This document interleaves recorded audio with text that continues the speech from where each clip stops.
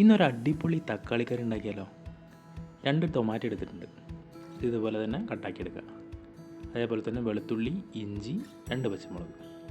Pan അടുപ്പത്ത് വെച്ചിട്ട് വെളിച്ചെണ്ണയിലേക്ക് എന്ത് ചെയ്യുക, കുറച്ച് കടുക്, ഇഞ്ചി, വെളുത്തുള്ളി, അതിലേക്ക് കുറച്ച് പച്ചമുളക് അരിഞ്ഞത്, അതിനുശേഷം നമ്മുടെ തക്കാളി ഇട്ട് കൊടുക്കുക. തക്കാളി നന്നായിട്ട് വെന്ത് വരണം. അതിന് വേണ്ടിയിട്ട് എന്ത് ചെയ്യുക, അടച്ച് വെച്ച് വയ്ക്കുക. നമ്മുടെ തക്കാളി നന്നായി വെന്തിട്ടുണ്ട്. ഇതിലേക്ക് ഉപ്പ്,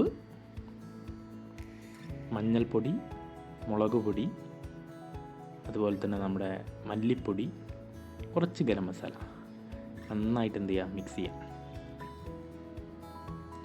ആവശ്യത്തിന് കുറച്ച് വെള്ളം ഇല്ലെങ്കിലും കുഴപ്പമൊന്നുമില്ല. കുറച്ചൊന്ന് ഗ്രേവി ആയി കിട്ടാൻ വേണ്ടിയിട്ട് നമ്മൾ എന്ത് ചെയ്യുക, കുറച്ച് വെള്ളം കൂടെ ആഡ് ചെയ്യാം. അപ്പോൾ നമ്മൾ അടിപൊളി തക്കാളിക്കറി റെഡി. അപ്പോൾ ഇനി ചോറ് കഴിക്കാം. ചപ്പാത്തി ആണെങ്കിൽ ചപ്പാത്തി.